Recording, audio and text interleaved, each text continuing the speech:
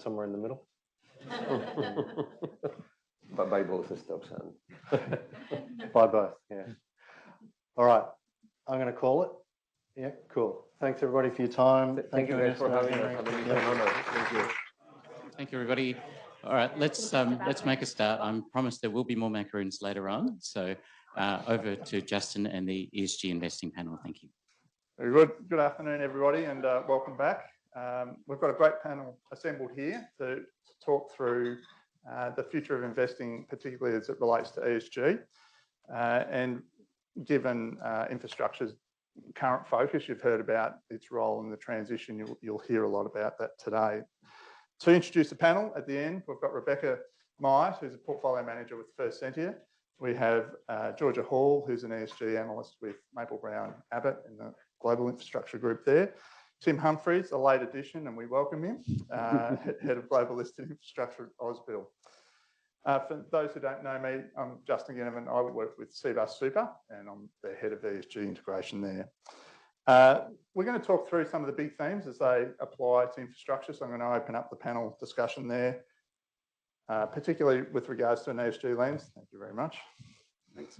And then the events that have shaped the last 12 months and what are the issues going into the future as well. We'll do Q&A at the end. I realise we're late to start, so let me know, timekeepers, as to how that's all going to play later on. So we'll start high, if you will. Rebecca, if you're thinking around the perspective of an institutional investor with a very keen eye on ESG matters across your entire portfolio, what are some of the really big themes that you've seen pop up? Well, if you're an institutional investor, I would really hope that you had an allocation to infrastructure, given that, all the investments that we're doing are enabling a net zero pathway. So if we think big picture, some of the things that we think about, on a day-to-day basis, clearly climate change mitigation, climate change adaptation, clean water and sanitation, biodiversity, but also around some of the social aspects, so affordability, just transition, and then also, just around data, the amount of data we're getting, the quality of that data, and then clearly regulation, especially is what we've seen in UK and Europe. I mean, I'm sure we'll touch on lots of those things, but, pretty much all of the things we think about in infrastructure.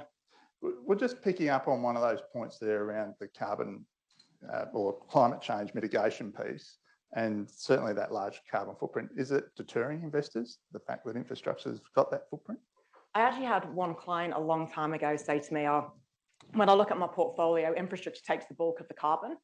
And my response to him was like, isn't that wonderful? Because we're doing way more work than the rest of your portfolio in trying to, fight this climate emergency.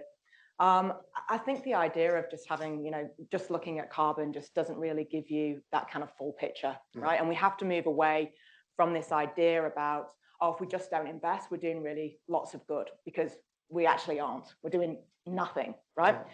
So if we think about that net zero pathway, the things that I think about are, first of all, we've got to decarbonise the power generation sector. So that means investing in renewables. That means decommissioning coal plants. That's all the stuff that we invest in. Then we've got to think about electrifying the transportation sector. Around 75% of the cost of that is in the stuff that we're investing in. So it's in the networks behind the charging stations. Then we've got to think about how the hell do we decarbonise the industrial sector? And really what we're talking about there is gas. Again, that's all of the stuff that we're investing in. So really, if you want to create an impact, if you want to achieve net zero, you have to be invested in infrastructure, because we are the bulk of that pathway. Yeah. And Georgia, just following on from that, is it appropriate to measure carbon footprint of a portfolio, or is there a way of, or different ways of looking at that long-dated approach to change? It's a good question. So carbon has obviously been the poster child of ESG for some time now, and that's completely understandable.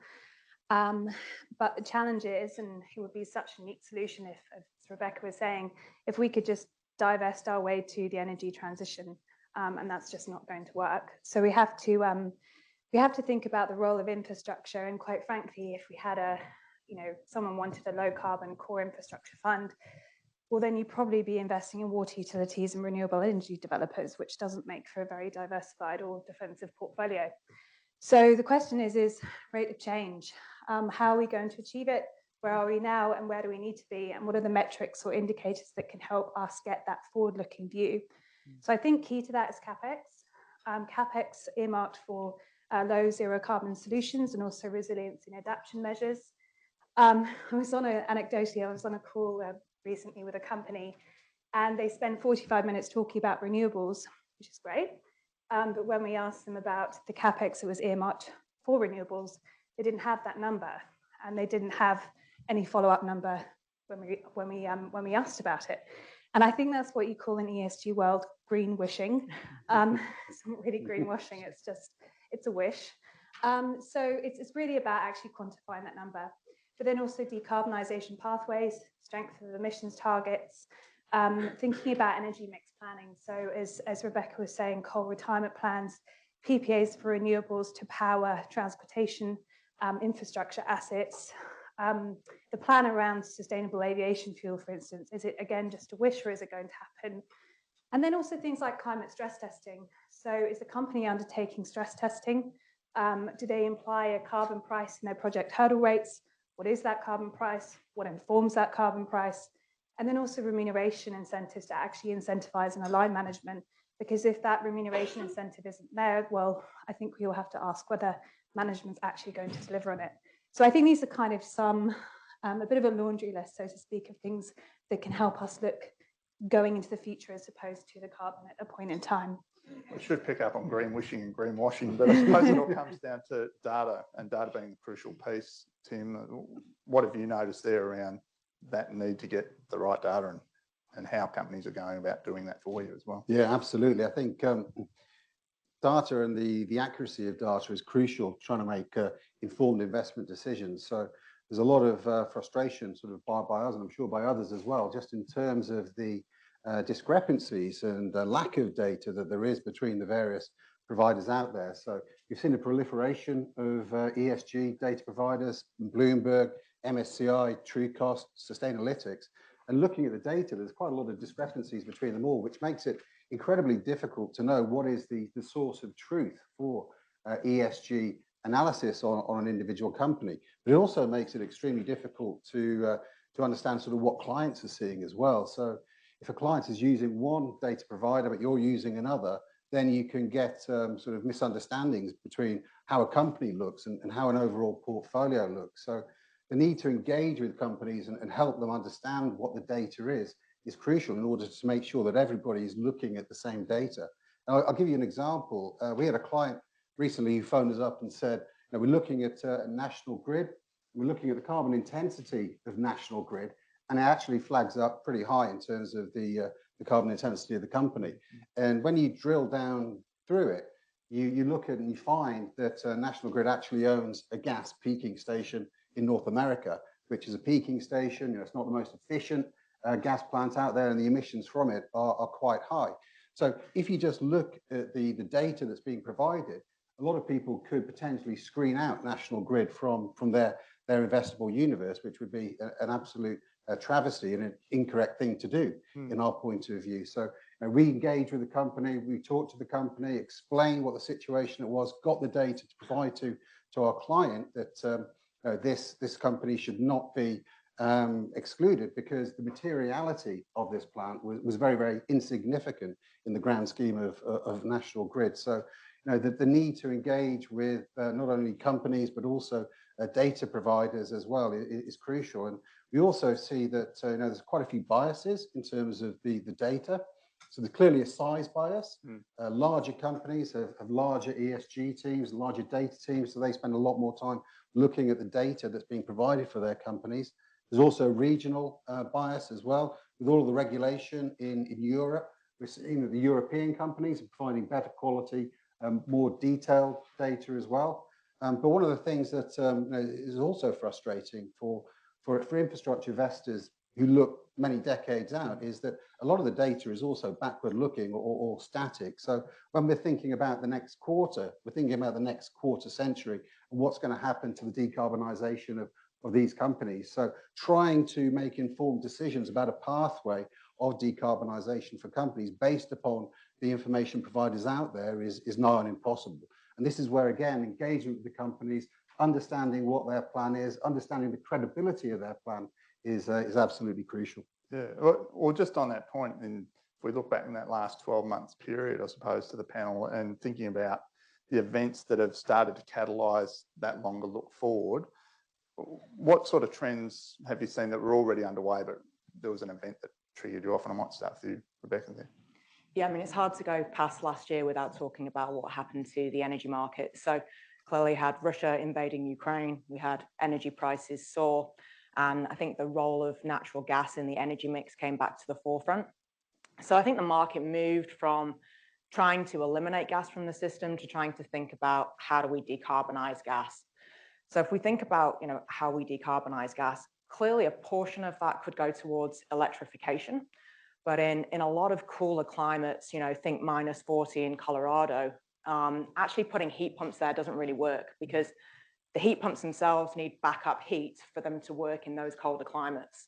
So what you end up doing is overbuilding the infrastructure system to like 2.5 times the size just so that you can electrify it. So then we come back to things like renewable natural gas or potentially hydrogen. Now, I think hydrogen gets a lot of airtime. People, love to talk about hydrogen, but what we're really seeing in capital plans is that it's still relatively small. So, in the US particular, we hear more about renewable natural gas than we've really heard around hydrogen, and Europe would be, kind of the other way around. Now, I think the Inflation Reduction Act will really help. So I think as we go through time, that will help to see more capital flow into hydrogen. But what we need is investment in the technology and the infrastructure around it to allow it to have those cost curves that similar to what we've seen in renewables, where the cost curves are coming down so that it becomes affordable and it's something that can go into the bill and actually be mainstream without stressing the affordability of the bill to the customer. And certainly that theme around climate change and transition has dominated in the last 12 months, but ESG is obviously broader than that. We heard that and discussed in some of the other panels as well. So, Georgia, what other things are people perhaps not hearing as much about but should be? Yeah, it's true. And there's a bit of carbon tunnel vision, I think, to an extent. I think over the past, just reflecting on the past couple of years, some issues that have really come to the fore have emerged around governance and lobbying and political expenditures. So in the past couple of years, we've seen this sort of culmination of investigations and fines and allegations flying around, particularly in relation to the electric utilities in the US. And in the past 12 months, as we know, there have been lots of allegations and an investigation relating to NextEra. The challenge is for infrastructure companies, whether you're listed or unlisted, is that regulatory capture is integral to doing business. The challenge is what's the difference between regulatory capture versus regulatory overreach? And that area is very, very murky, particularly in the US. So the question really is from here is sort of how do you look for that? How do you account for this when you're making investment decisions? And I think for us at Maple Brown Abbott, like governance is the second most important aspect of our stock valuation, stock scoring and ranking process, primarily because these companies have mostly come from prior government ownership. Decisions that are made today around capital allocation are going to have ramifications for decades to come because of the nature of the assets that these companies are investing in. And we need these companies to have strong governance pillars. And if they don't, well, it doesn't matter how green you are, but the rest becomes completely irrelevant if the governance pillar falls down. So look, it's not all doom and gloom. I think that actually what we're starting to see is companies are taking note. They're improving their disclosures, they're improving their policies. They are learning lessons from other companies because it's not just one company that's implicated, it's an industry that gets marred by allegations as well, and it's not good for any of us. So I do feel optimistic that we can make some changes in this space, and some of these allegations that we've seen in investigations, fines, etc., if anything, just hopefully catalyze improvements and change in this space. Because infrastructure companies are particularly strong at disclosure and transparency. They're heavily scrutinized. And I think this is an area that we could shine to sort of reflect, best practice, really. Yeah. And Tim, I'll get you to cast, well, are there particular events or can you see where regulation and disclosure might take us, I suppose, to start to address some of these issues? Yeah, I think regulation is generally a good thing, but I think there are also risks with general regulation as well. And there's a burden of responsibility on regulators worldwide, because when we look at sort of situation in Europe with the SFDR regulation, and that legislation is or that regulation is incomplete. It's not been clear. There's been sort of changes to it, and that's created confusion amongst the fund managers. And we've seen that some funds have had to sort of walk back their claims, and that's not good for the industry, because it's allowed people like the press, for example, and the regulators to start accusing companies and funds of greenwashing. And we've seen that here in Australia as well recently with several examples. And I think in that situation, nobody wins. Yeah. So that creates a door through which skeptics of ESG and sustainable investing can clearly walk. And we've seen that evidence itself in the US in particular, whereby sort of ESG and sustainability investing has become almost an ideological battle between the blue states and the red states. So now we've seen 20 states in the US who have enacted or in process of enacting legislation against ESG and sustainable investing, and that kind of situation is really bad for the industry as a whole. And for me, ESG and sustainability has to be a bipartisan effort, and we need to bring everybody together in order to really drive it. And I think that one of the risks is that the sort of fundamental values behind ESG and sustainability investing have kind of sort of got lost over the last 12 months, and we really need to sort of refocus on. It's not just about decarbonisation. It's not just about closing down coal plants. There's an actual real value proposition to sustainable investing as well. When we think about sustainability and the long-term sustainability of companies' business models, that's a crucial driver of value for the long term that the pension funds in North America should really be focusing on as well. And Texas is probably the most visible example.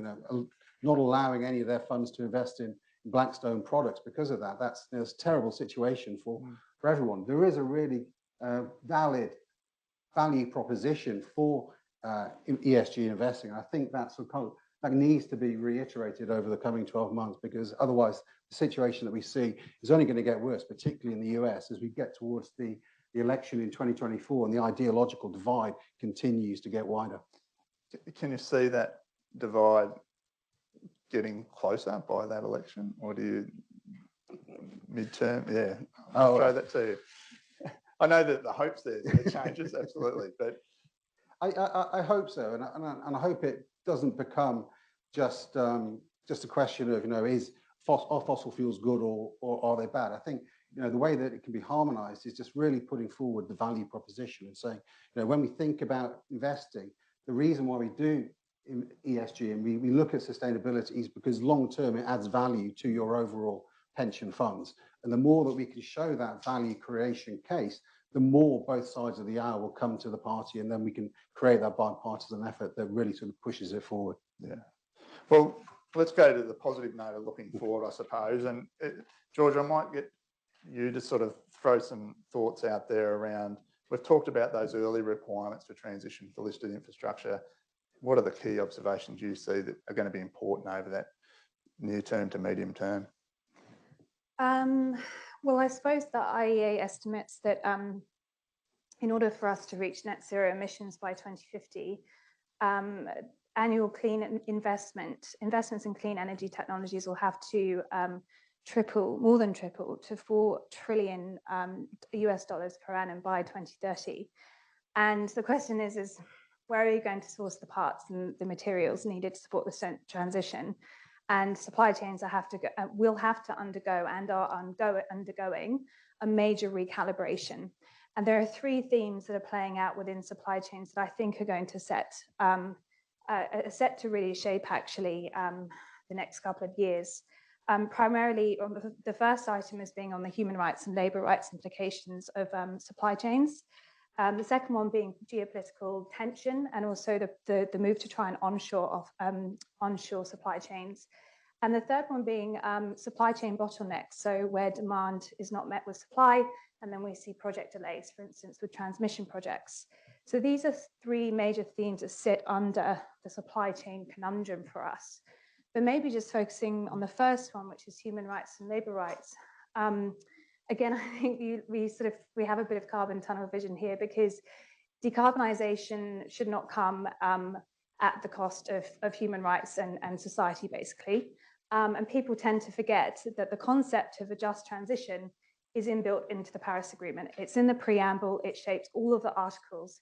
And a just transition is about moving towards an environmentally sustainable economy, providing for decent work, social inclusion, and the eradication of poverty. That is part of the Paris Agreement. So, thinking about where we are going from here, there have been some major changes in relation to our views around supply chains. And a lot of this is being dictated by regulation. So you just have to look at, for instance, the EU's proposed Forced Labour Directive, the US Uyghur Forced Labour Prevention Act. There are proposed laws in the EU at the moment. In Germany, for instance, a due diligence law as well, UK Modern Slavery Act, Australian Modern Slavery Act, you name it, all the signals are there. And we're seeing companies do some really good work around a just transition. So we've seen, for instance, AEP and National Grid and SSE have developed very robust just transition plans. Those plans relate to their workforce, but now we're starting to see this scope out to their supply chains. And actually, interestingly, in an engagement meeting I held in January back in Europe, two companies said that they were exiting the Xinjiang region entirely. They just couldn't mitigate the risks, and they couldn't take the risks. It was not worth it to procure the items from there. So I don't think any of us thought this conversation would be happening, say, 3 or 4 years ago, but here we are. So I suppose where to from here? A lot of this all feeds into the geopolitical risk and also the project delays that could amount if there is this added complexity and supply chain bottleneck dynamic playing into the energy transition. For us, I think, and also companies, so investors in companies, we need to change our mindset to value chain. It's not just transition about the workforce, it's also about the value chain as well, and supply chains. And we've had some really great engagement outcomes with companies. One company asked us to review their human rights clause in their procurement contracts. One company asked us to provide guidance on their remediation framework. Like, they're coming to us as a consultant almost, and that is a brilliant show of where engagement can get cut through. So I think going forward the next few years, a key theme will be not decarbonisation at any cost. It's about finding a nexus between decarbonisation, human rights, and sustainable development, basically, because that's the way the world is moving. In terms of the costs of making that transition, what sort of scale are we talking there in terms of the spend that's required to make those sorts of things happen? Well, I suppose the IEA number is probably the good one. Yeah. The good number there. It's just astronomical. It's $4 trillion US dollars per annum by 2030. That's more than 3 times what we're currently spending on clean energy technologies and solutions. Yeah, it's huge. It's huge. The transition numbers are extraordinary, and I suppose extending on that commentary that we had in the prior panel around customers have to pay these things, and that is part of the infrastructure service model. How does that, I might throw to Rebecca here, how does that play out for infrastructure businesses and how they're thinking about how to fund such a huge infrastructure number. Companies, have a social license to operate, right? So if you don't think about your consumers and indeed all your stakeholders, then that impedes your ability to operate into the long term. I guess it's a really good question, because when we're thinking about this environmental pathway, the bit that sometimes gets missed is the social component of it, and that's that it's got to be bloody affordable. Yeah. You can't have the environmental crisis leading into a social crisis, right? So I think this is where affordability meets sustainability. We don't want to be in a situation where we're pushing so hard that we have families sitting around the table saying, do I put food on the table today, or do I heat the home? So it's really trying to find that balance, and the balance really comes down to how much can the consumer bear in their bill per year. So that is really the constraint in terms of how quickly we can go on this transition. And customers as well have an ability to help out in this equation. If we think about digitalization, smart meters, energy efficiency, two-way flow of energy, demand side management, all of these things are allowing the consumer to reduce less or to consume at times where it's cheaper, so missing out on that peak. So I think that this transition is one around investment, but also around bringing the customers along with it, seeing as though we're the ones that are paying for it, right? Yeah, it's as a former employee of an economic regulator, I'm sure you're well aware of that issue.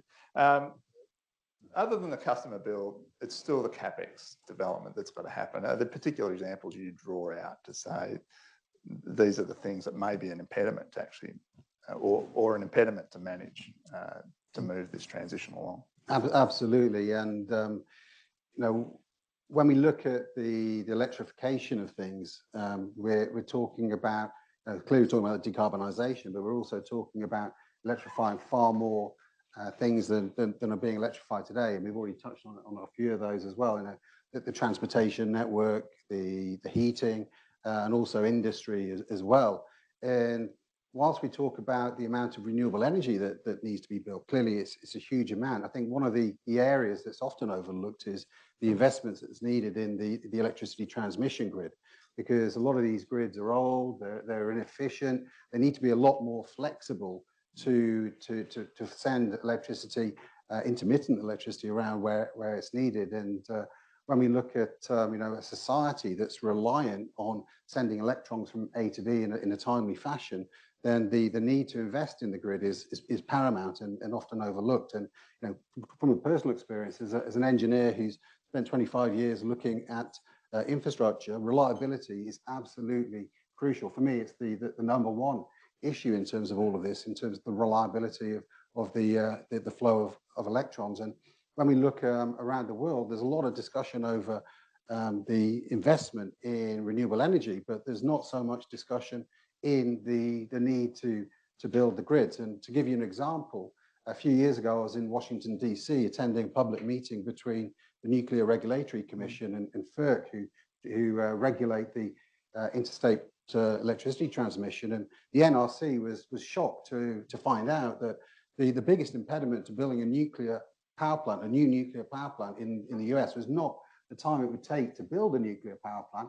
It was the time it would take to get siting permission and to actually build the electricity transmission line. Yeah. So when we think about all of the renewable energy that needs to be built, permitting of transmission line is something that's a really big impediment. We also need regulation as well. Regulation plays a huge part in this, in order to provide regulation that is transparent, longevity, and also attractive, in order to attract the capital that's needed to be spent on all of the transmission lines as well. So I certainly think that there are quite a few significant impediments that probably aren't being discussed as much as they should be. And certainly when we look at permitting, that's a huge problem that Europe is talking about at the moment, but we need to see more action rather than talk. Yeah, it's an interesting, just hearing those sort of themes around it's that energy trilemma discussion that's been permeating the Australian environment for some time, writ large, essentially, and everyone's confronting it. It's certainly around that decarbonisation. I suppose, just before I throw to Q&A, I suppose I just wanted to reinforce that the discussion we've had is, it really highlights how many sectors of infrastructure, indeed listed infrastructure, and that's the reason we're here today, is sitting right at the centre of these transition issues. It's a massive capital investment pipeline. There's a big investment opportunity going forward, and it's really incumbent to find these businesses and engage with the businesses to make sure that they do it well by all stakeholders. So I thought I might just pause there and then sort of throw to Q&A if people had specific questions that they wanted to pick up on.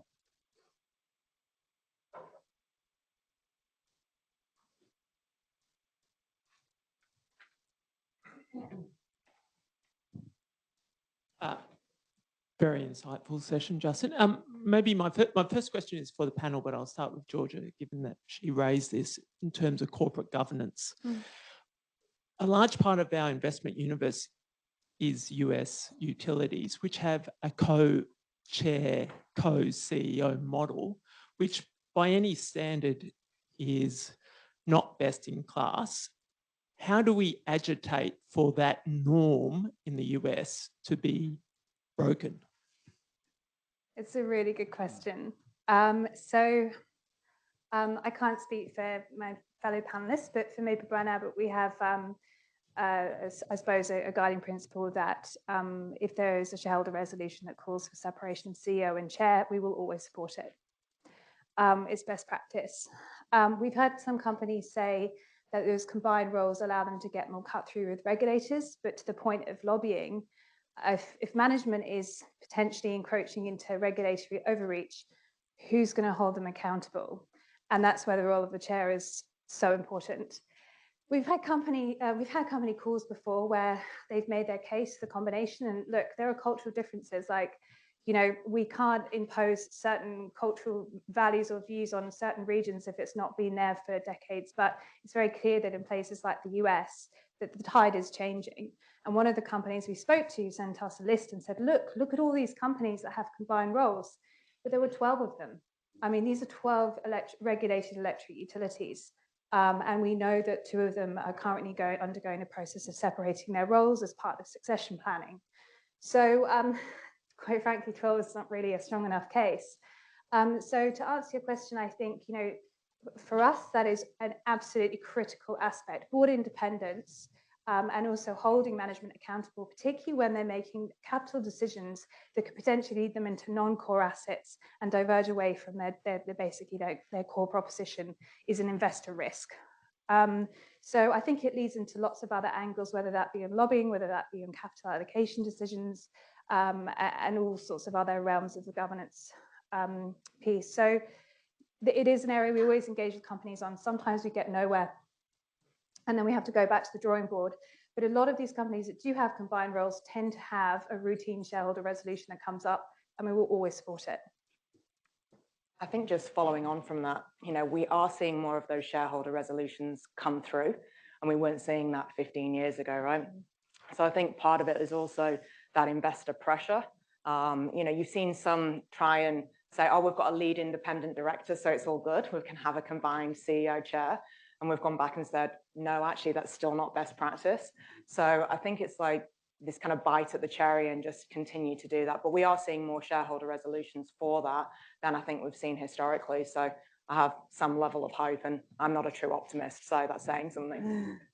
For us, it comes down to the dollars and cents. So when we think about sort of ESG, and when we score ESG, a company that has sort of co-chair and CEO will be scored less highly. So when we talk to the companies, engage with the companies, we talk to them about how we score ESG and how they're marked down under our framework because of the co-chair CEO role. And that means that, you know, we're less likely to invest in them. And if we do, the position that we take in those companies will be smaller. So I think, you know, helping the companies understand sort of where they sit and why they are a position in a portfolio, or why they're not in a portfolio, and how they can get into a portfolio at a higher weight, I think really sort of brings it back to the dollars and cents arguments about why they should do it as well.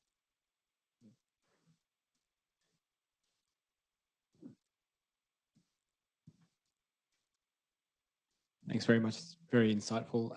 Just had a quick question, and I think, Tim, you touched on it earlier, the question of nuclear energy. Interested in your thoughts on that as part of the decarbonisation journey, and you know what you think is the future of nuclear, the existing fleet, and potentially new as well. Yeah, that's a bit of a can of worms. We could have an entire panel on that one. I'll kick off. I think there's clearly been a lot of discussion on nuclear over the last 12 months, especially, and where I kind of sit is that if you've got an existing nuclear fleet, it makes sense to run that for as long and as hard as you can. That's I think that's sort of clear, particularly with sort of some of the challenges that we're facing at the moment. So that makes sense. When we look at building a new nuclear facility, now I always sort of think of, first of all, what have been the experience of building nuclear facilities over the recent past. We look at Vogtle in the US, and the cost overruns, you know, 3 times the cost overrun takes a lot longer to build it than you think. So you can't get a single electron out of it until you sort of finally built it. And the alternative is looking at offshore wind. Clearly, you have to build more offshore wind. But even if you look at the cost of building sufficient offshore wind to replace a nuclear power plant, you still get a significant saving than you would if you invest in a nuclear plant, and you can bring the electricity on sooner and in stages as well. So when I look at it, rather than taking sort of a sort of philosophical view, it's more of a sort of economic view in terms of it makes a lot more sense to sit here today and to look to build renewables than it would to build a new nuclear plant today. I'd probably just comment that I think the market's moving away from large-scale nuclear plants and looking more towards small modular reactors. That discussion wasn't on the table a few years ago, and now when we speak to US corporates, they're talking about small modular reactors. I mean, the UK might go and do Hinkley Point 3. That's probably not good public policy. But I think the idea of these small modular reactors in highly regulated environments where us as investors get a see-through to that could have some value in a lower carbon economy. I'll just really quickly add a tidbit here is that can we really be picky on zero carbon baseload when it is in our grid? Like in the situation we're currently in, I don't think, I personally don't think we can be picky on that. If there's existing nuclear capacity, to Tim's point, we use it. And greenfield nuclear projects tend to overrun. They're expensive, the highest levelized cost of energy of any energy source. So economically, that makes absolutely no sense. But old nuclear plants are not very reliable. And as we saw in France over 2022, a lot of the nuclear reactors were down because they were undergoing maintenance, they're out of service. And therefore, they had to import electricity in from Germany, which was shifting more towards coal to overcome gas shortages. So it's all very interconnected, but I think just back to the original point about being picky in the environment we're in. I think from an investor's perspective as well, I think if any of the companies that we invested in announced overnight that they were going to start building a new nuclear power plant, I'd be very surprised if many of the managers in this room would increase their weighting in that company tomorrow. Hello. Yeah, so we've touched on a number of different issues here, but just wondering if I could get a single answer from everyone as to what is the greatest challenge to the net zero journey. I mean, we've touched on technology, different priorities around affordability, supply chains. What do you think each is going to be the biggest challenge? I personally think the biggest challenge is how we decarbonise gas. Because if you think about the net zero pathway, right, we have a solution for power generation, we have a solution for transportation, albeit not as well advanced, but we know how to do all that stuff. We know how to do networks, we know how to do charging stations. The complexities around gas and what comes after gas is harder, right? So if we think about a whole hydrogen economy, it's not just like we can just say, right, well, we'll just use the existing gas infrastructure. You've got to put a load of investment into it so you don't have gas pipelines, exploding basically. So you've got to line the pipes to make sure that they don't corrode. And then not just that, when you think about you getting to space heating, so you think about trying to get into the home, anything that deals with people's homes is an absolute nightmare. Because some people go, oh, you know what, I don't want that hydrogen boiler. And you can't just enter someone's house and switch out a gas boiler for a hydrogen boiler. So it's just a lot more detailed. Not that it can't happen, but there's a lot more involved in that. And it will probably take more than just hydrogen. It'll probably take electrification. It'll be a bit of renewable natural gas. It'll be a bit of hydrogen. Maybe the bulk is hydrogen. But that last decade is the most complex part of all of it. And it's in that last decade because we're the least advanced at it at this stage. So for me, that's the part that I think everyone's trying to think about, and also how that becomes cost efficient. So it's not another burden on the consumer. I don't know if anyone else has different views. Yeah, I was going to say it's the last 20% as well, because when we talk about, when we talk to the companies and we talk about the path to net zero, and they say, yeah, we're 80% there based upon technology today. But when we're looking out at 2050 to be net zero, that last 20% relies upon new technologies that aren't available today. And that does open the door to sort of skeptics to come in and say, oh, no, this isn't going to be available. You're not going to be able to have electricity when the wind isn't blowing or the sun isn't shining. But you have to sort of take that belief of all the reasons that Rebecca talked about, that there's so much money going into this, there's so much willpower politically and from the public, that these problems will get solved over time. And I think having that sort of step of belief for the last 20% is really what is needed for everyone to really sort of believe in the net zero transition. And offsets don't cut it, right? Yeah. The answer is not offsets.